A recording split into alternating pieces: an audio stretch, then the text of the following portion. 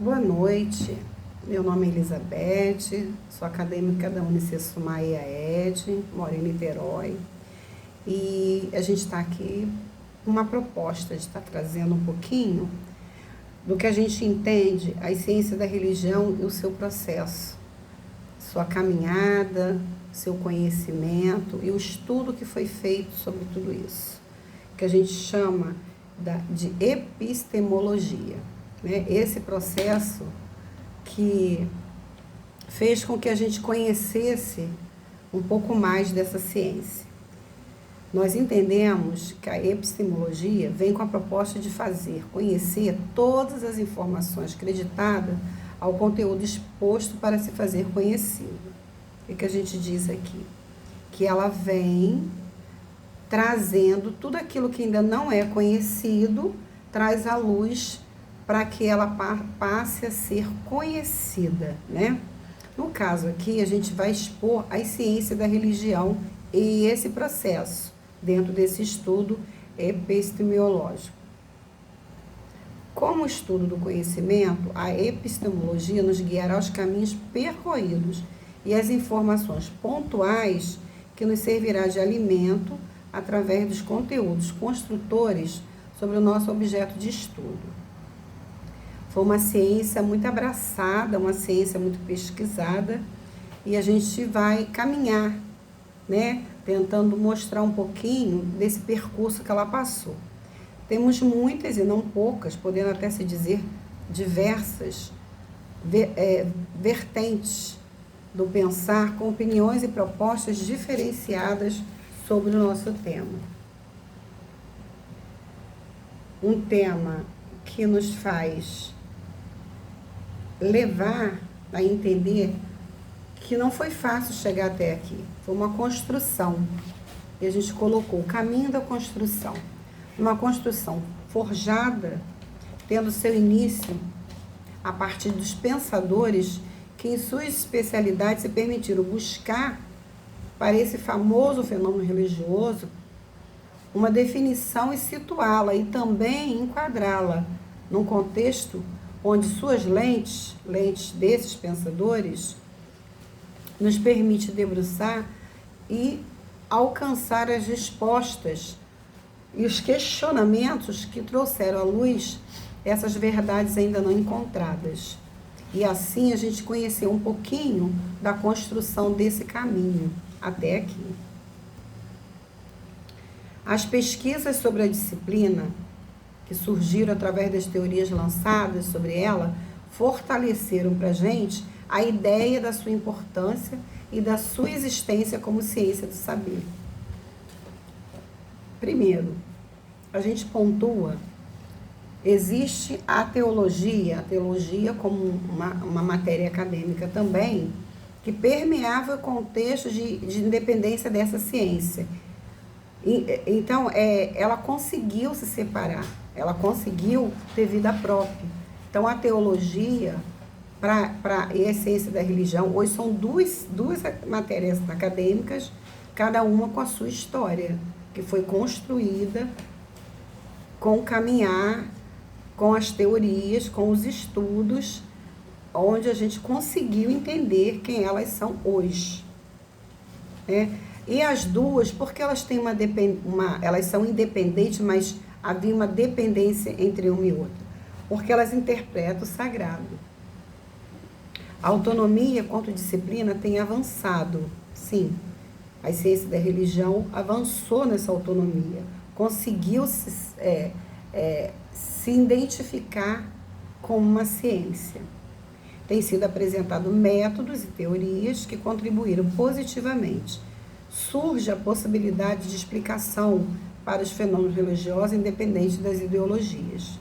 Então, são fatores diferentes. Ela consegue se posicionar e entender as diferenças entre fenômenos religiosos independente das teologias propostas. A independência surge tornando-a uma ciência forte. Qual o momento que isso acontece? Quando ela se liberta e torna-se com condições de criticar, se posicionar e dizer para o que veio.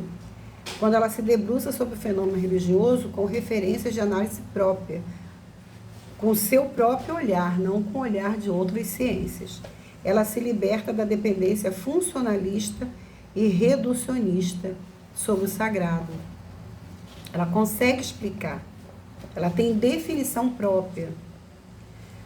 Quarto tópico aqui, a gente coloca que ela desponta após o processo de construção como a ciência que tem entendimento do fenômeno religioso enquanto expressão social, cultural, filosófica, política e outras. Que é isso? Ela é uma ciência que ela caminha nesses lugares. Ela caminha no social, ela caminha no cultural, ela caminha no filosófico e ela caminha no campo político.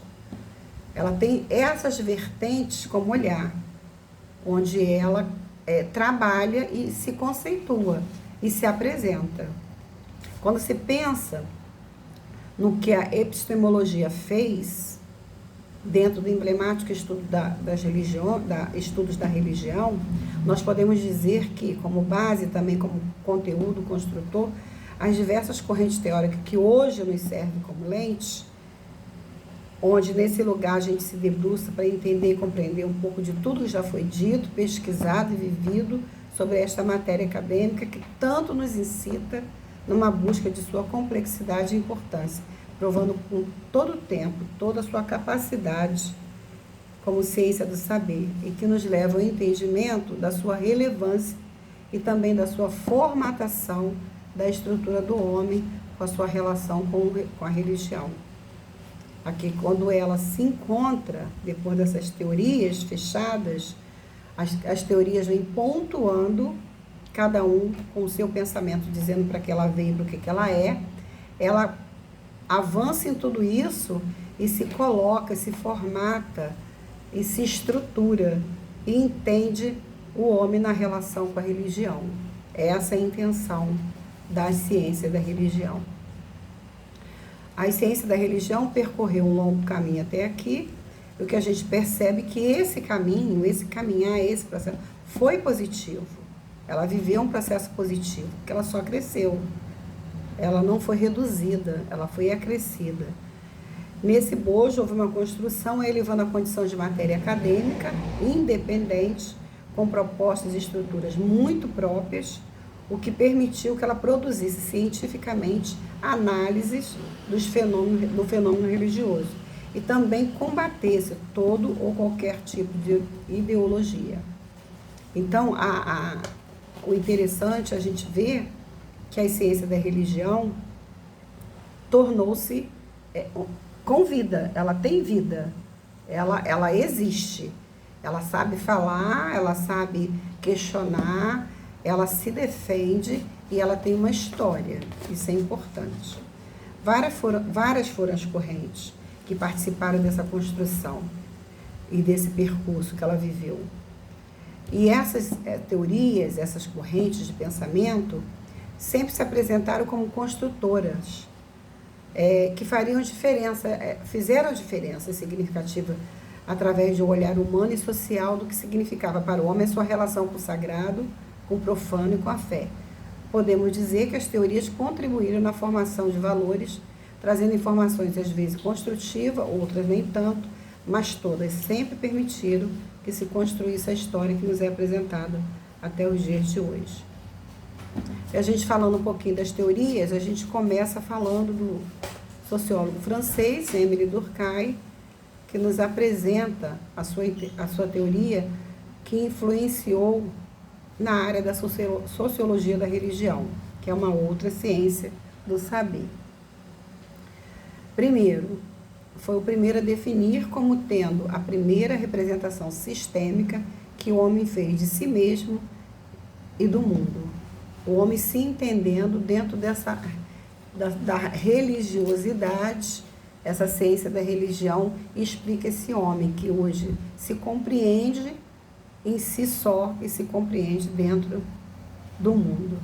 Ele vê com uma rica contribuição para a organização das construções intelectuais do ser humano moderno.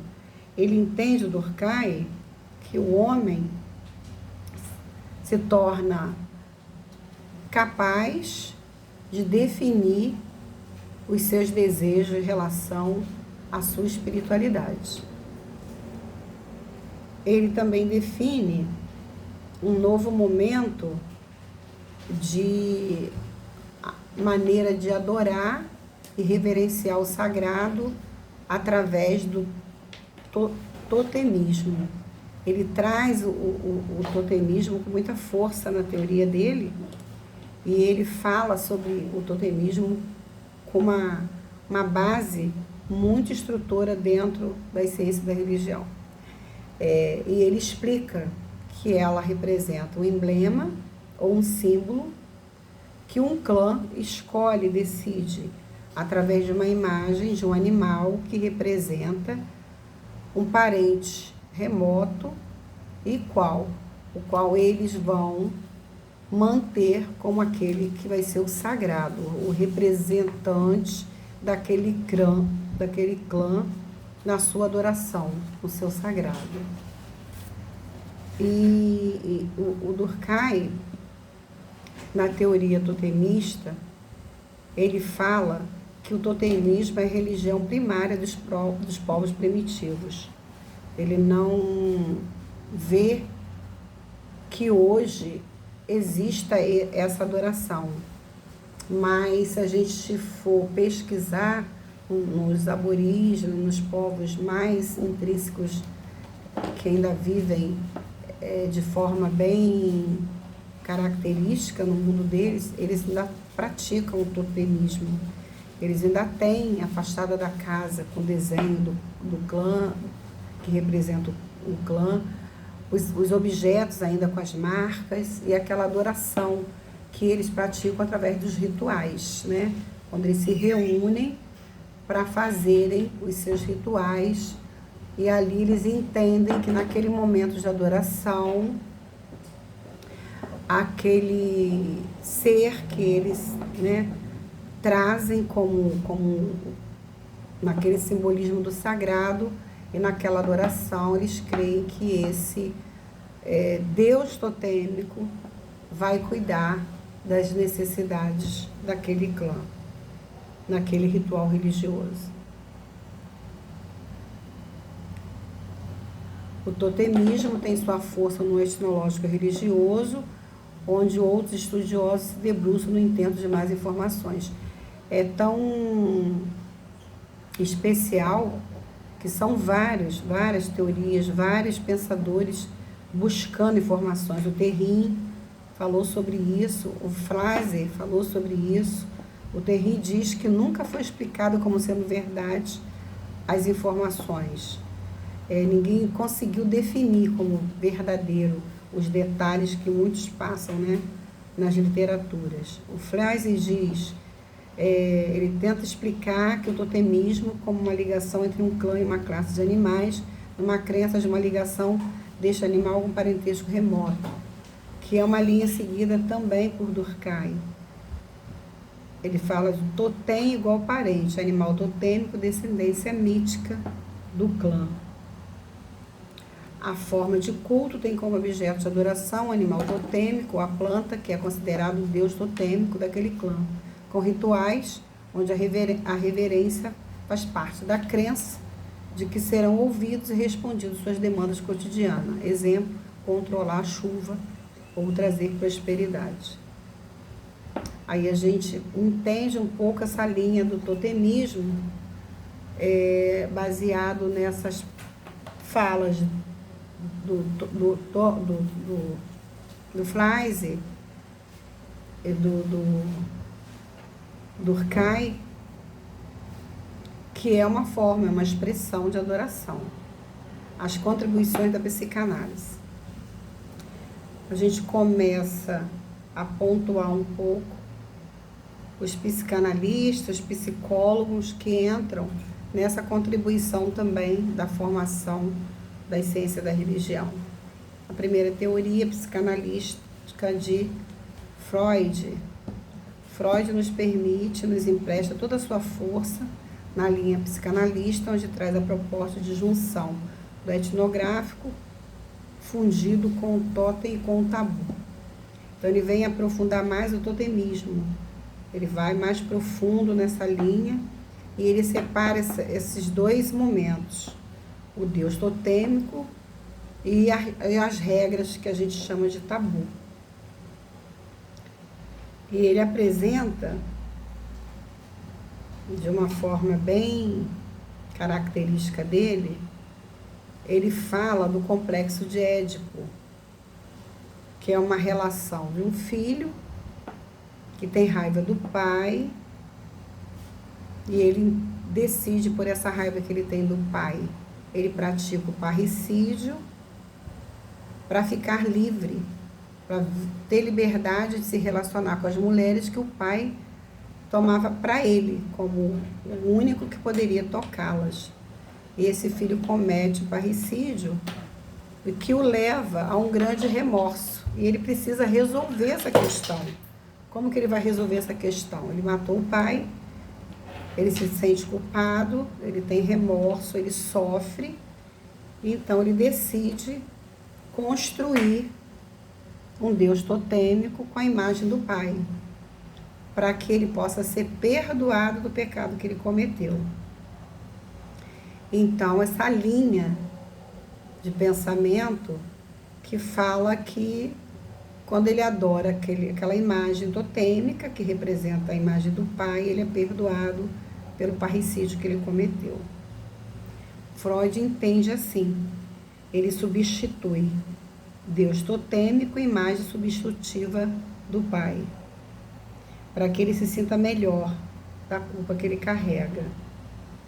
Então, essa linha de pensamento, assim se justifica a religião como algo que perpassa nosso entendimento, pois ela é funcional na cura da alma humana num processo de neurose universal e que estaria dentro do complexo do remorso com a reconciliação. Eu erro, adoro meu Deus totêmico, sou perdoado, automaticamente eu me reconcilio com meu pai já morto. É uma linha de pensamento construída através do pensamento de Freud. Numa tese funcionalista, Freud diz que a religião funciona como uma neurose coletiva, onde ela é o subproduto do inconsciente com uma função repressora a reações instintivas antissociais, explicando a relação do filho e o assassinato do seu pai. A culpa como uma neurose e aquele subconsciente que precisa recuperar aquela emoção negativa do remorso com a adoração com Deus totêmico. Depois nós temos a teoria do psicólogo Junkaj, que num caminho contrário ao pensamento teórico de Freud, Junkaj se apresenta como aquele que tem para a religião um olhar otimista e positivista. A gente já vê aqui um novo momento, uma nova teoria já, como a gente colocou lá no início, muitas teorias, umas muito boas, outras nem tanto, mas todas acrescentando e trazendo uma constituição muito própria para as ciências das religiões. As ciências da religião, desculpa. Declara que a religião é benéfica e que deveria ser mantida assim para sempre. Declara que a religião é uma expressão natural do inconsciente coletivo. O que seria isso? Várias pessoas reunidas, várias pessoas no mesmo pensamento, sentimentos idênticos, sobre o inconsciente coletivo. Afirma ser o inconsciente coletivo uma espécie de memória ancestral. Coletivo são vários, nós temos uma memória ancestral. Afirma ser o consciente coletivo uma espécie de memória ancestral, uma memória antes, já armazenada, já faz parte, constitui, faz parte de mim.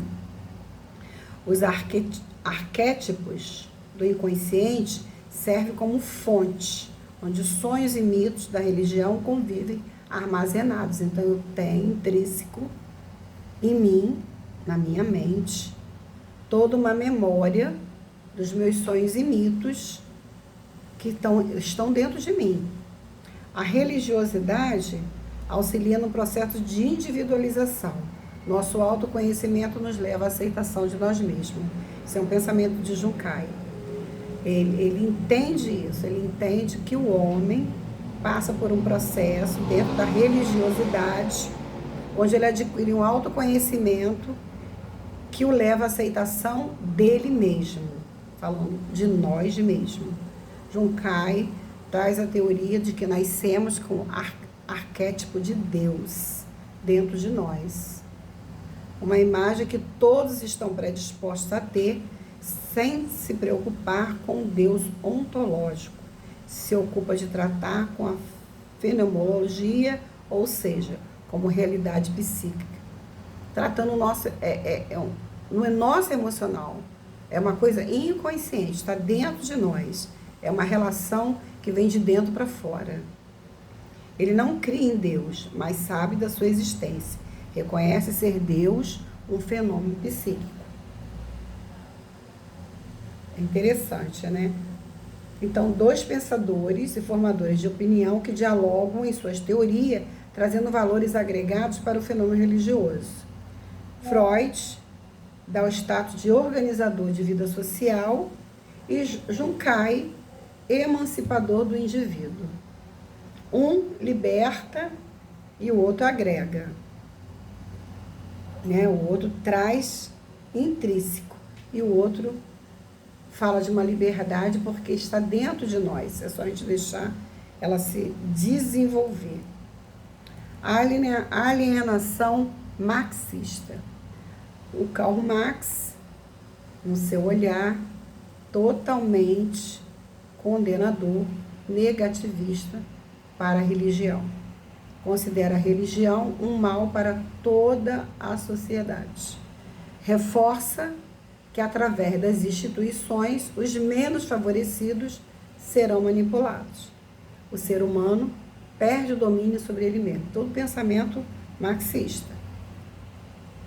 O sistema de crença dos poderes institucionais dominará toda e qualquer possibilidade de crescimento do indivíduo. Fala das ideologias falsas e tendenciosas que surgiriam como frente dominadora. Fala do domínio para enfraquecimento. Se eu não sei muita coisa, se eu dependo, eu vou me submeter. Uma submissão que o povo viveria nessa dependência, que ele chama que seria, as instituições fariam isso. A abordagem econômica, ele diz ser irracional, e a superstição, porque ele chama de o ópio do povo. O povo depende, o povo vive entorpecido por aquilo que falam, sem liberdade de se expressar. Olhar funcional e não essencial ou fenomenológico. Não importa os conteúdos das crenças, o que dizem ser verdade a respeito do céu, Bíblia ou qualquer elemento sagrado. Para ele, isso não importa. Ele não tem visão sobre isso. Não importa. Para ele, o olhar dele, que exerce, é da luta social, onde os fiéis se tornaram reféns e alienados. Então, ele visa o econômico, a relação com a economia, a frente de trabalho, com a motivação que esse homem deixa de ter por conta da religião. Aqui tem o pensamento do Peter Berg, que a gente coloca: a religião serve, assim, para manter a realidade daquele mundo socialmente construído no qual os homens existem nas suas vidas cotidianas. Ele declara que serve. A gente fala sobre os funcionalistas. Funcionalista define que, para se compreender o fenômeno religioso, é necessário que se encontre a função que a religião exerce na sociedade. Ele precisa ter esse olhar. O funcionalista, ele entende que a religião precisa exercer um papel importante nessa sociedade, que é necessário esclarecer os efeitos sociais e psicológicos da fé na vida das pessoas. Então, tem que ter uma função. Se não tiver função, ela não tem valor, os funcionalistas. Sem função, ela não serve para nada.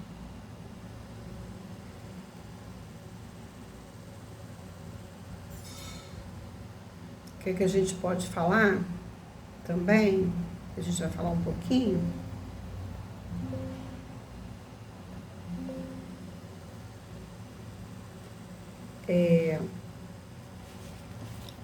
Vamos terminar falando um pouquinho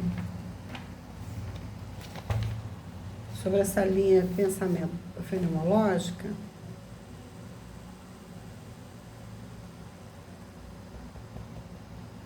Ela vem,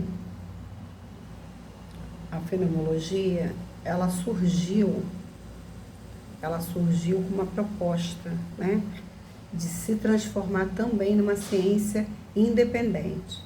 Ela vem com uma força de expressar e firmar que as ciências da religião, ela tem um papel fundamental e ela só vai estruturar isso. Ela se estruturou como disciplina autônoma no estudo da religião e da experiência religiosa. Ela vem com a resposta e reação aos pressupostos funcionalistas. Ela joga por terra todo aquele pensamento da função da religião no indivíduo. Ela surge como uma ciência autônoma, a fenomenologia da religião, ela tem nome próprio já.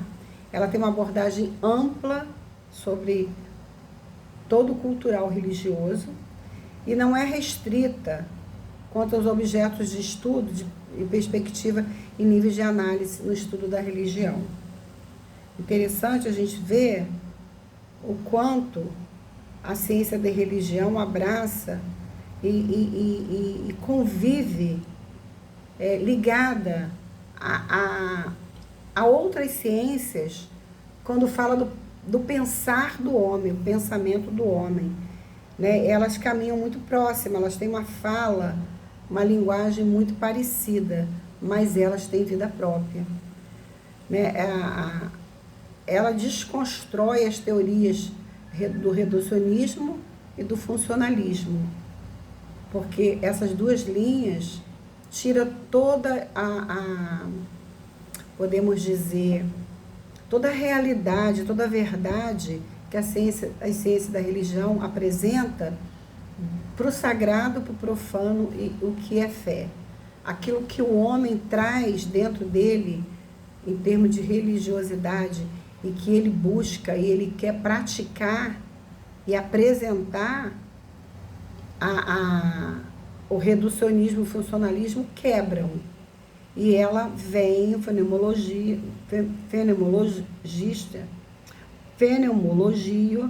vem confirmar esse papel da ciência da religião.